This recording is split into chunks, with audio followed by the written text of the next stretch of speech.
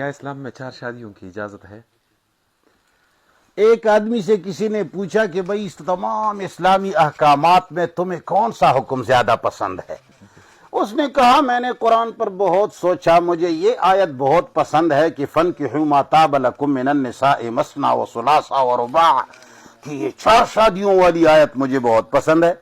پھر دوسری آدمی سے پوچھا کہ آپ کو کون سی آیت پسند ہے؟ اس نے کہا کہ یار میں نے بھی قرآن پر بہت غور کیا، مجھے یہ آیت بہت پسند ہے کہ اللہم انزل علینا مائدۃ من السماء، اے اللہ اوپر سے دسترخوان بھیج دیں اور سارے کانوں سے بھرا ہوا ہو۔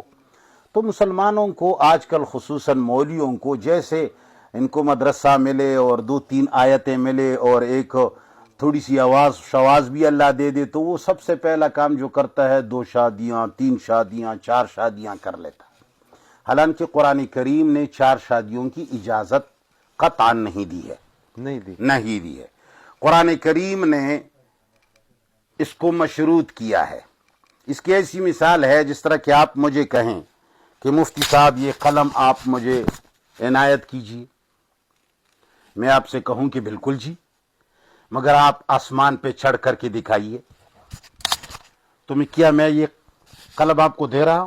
بالکل نہیں۔ اس کا مقصد یہ ہے کہ یہ قلم مجھے دینا ہی نہیں ہے، اس لیے کہ آپ آسمان پہ چڑھیں گے سوال ہی نہیں پیدا ہوتا۔ چڑھ ہی نہیں سکتے۔ اللہ تعالی نے فرمایا ہے کہ اے لوگو تم 2-2 3-3 4-4 شادیاں کرو، لیکن اگر تمہیں خوف ہو کہ تم اللہ تعالی کے احکام کو بجا نہیں لا سکتے اور عدل نہیں کر سکتے ہو، عدل عین دال لام، اب اس لفظ کی تشریح کوئی سن لے تو سمجھ لے کہ آسمان پہ چڑھنا ہے یا نہیں ہے۔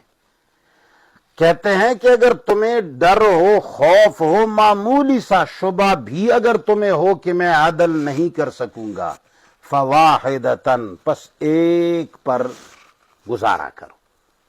تو کسی کا باپ عدل کر سکتا ہے 2 عورتوں کے درمیان، جبکہ ایک خوبصورت ہوگی دوسری بدصورت ہوگی، ایک جو ہے نا زبان کی میٹھی ہوگی دوسری کڑوی ہوگی، ایک میں انسانیت بھری ہوگی دوسری کے اندر خباثت بھری ہوگی، ایک جو ہے آپ کی طبیعت کو جانتی ہوگی دوسری نہیں جانتی ہوگی، ایک جو ہے نا وہ گدوں کی طرح زندگی گزارے گی اور دوسری جو ہے نا انسانوں کی طرح زندگی گزارے گی۔